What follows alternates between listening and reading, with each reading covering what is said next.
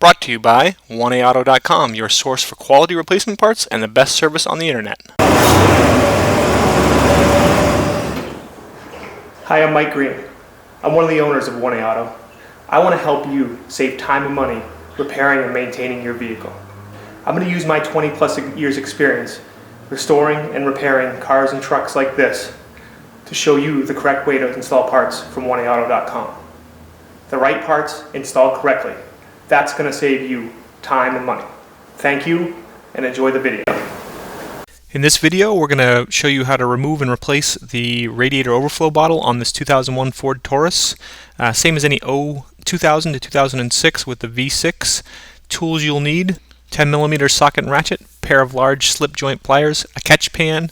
If your fender bolt is rusted, as it is on our vehicle, you'll also need a Phillips screwdriver, 732 socket and driver, and a hammer and a punch. And this is obviously a repair you want to do when your engine is cold, not when your engine is hot.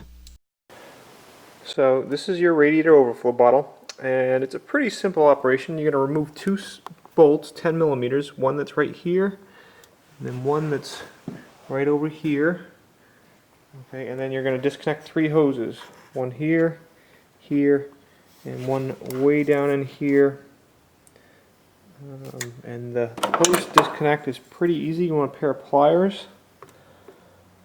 And you put the pliers on, squeeze the clamp, and then slide it off. Okay, and then on this one, this is probably a pretty common issue. This is bolted on, and let me see if I can show it here as well. There's a clip in the fender, and you'll see as I turn this right here, that's the clip, and you can see it's rusted, so it turns when I turn the bolt. Okay, that's a problem. You want that clip to stay still. Okay, so here I'm going to use a 10mm socket and ratchet with an extension and remove that bolt. I'm going to speed it up here for you so you don't have to be bored by me turning the wrench.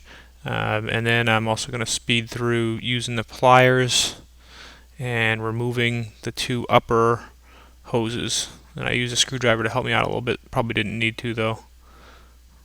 That one off and then pull that one off. Okay, so now I've jacked it up and we got to go up underneath to reach that bolt that's rusted. So there's two screws right up there at the top, and then there's another screw here near the front of the wheel close to the bottom of the car, and then underneath that black bolt is a 732's bolt. You don't have to remove the silver screw, you just want to remove that bolt. And now we'll speed through it, and I wish I always could work this fast. It gets tiring though.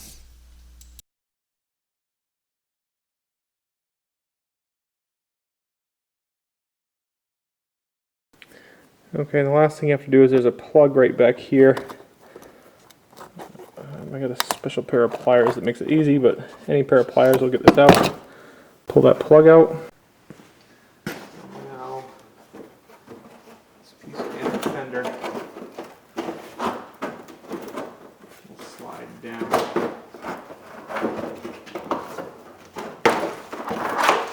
And out. Okay. And here you can see is the bottom of that stud. So what I'll try and do first is grab onto it with something and hold it while I turn it. And if that doesn't work, I'm going to punch it and drill it. Okay, so obviously here we're looking up at the spring, and that's the washer reservoir. And I'm going to tighten right up on the bottom side of that stud that's rusted. Okay, now I got a punch and a hammer, and I'm going to give it a few whacks, and it's just sheet metal that you're going through. So after a few good hits, it just drives right up through, and then you can tap the fender down back and reform it, and then just use a nut and bolt to put it back in. Okay, now back up here at top with a big pair of slip joint pliers. Usually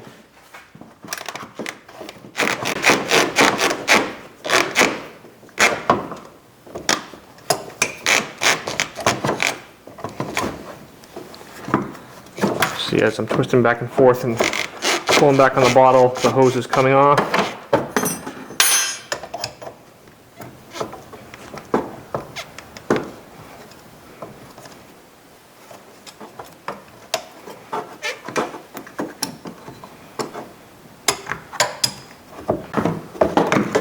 And now come right out. And obviously you want a catch pan, as you can hear the coolant kind of leaking out.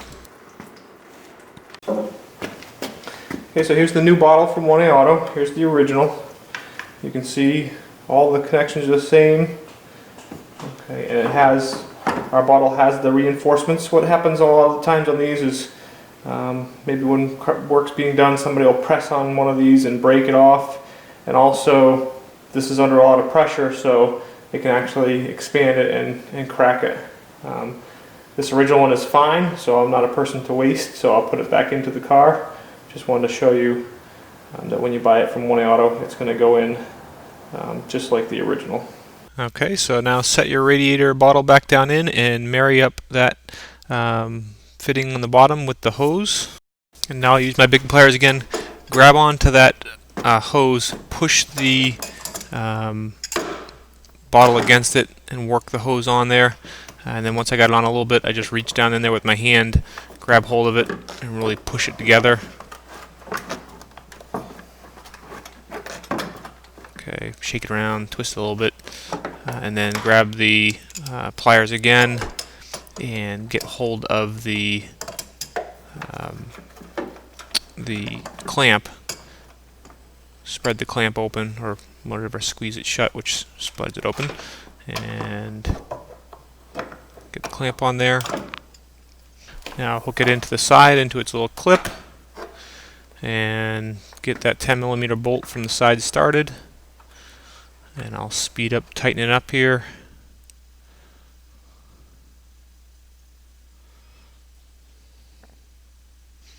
Okay, and then once you get that tight, feeding the bolt up from the bottom of the fender and then putting the nut on. And I'll speed it up here again, tightening that up.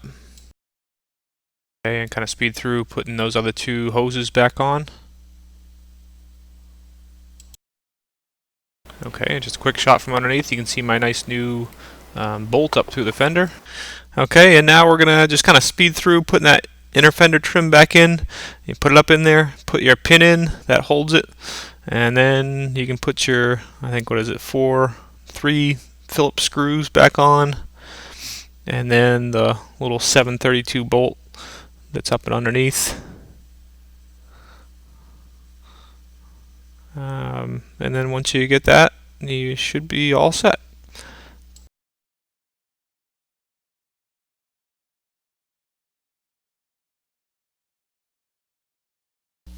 We hope this helps you out. Brought to you by www.1aauto.com, your source for quality replacement parts and the best service on the internet. Please feel free to call us toll-free 888-844-3393. We're the company that's here for you on the internet and in person.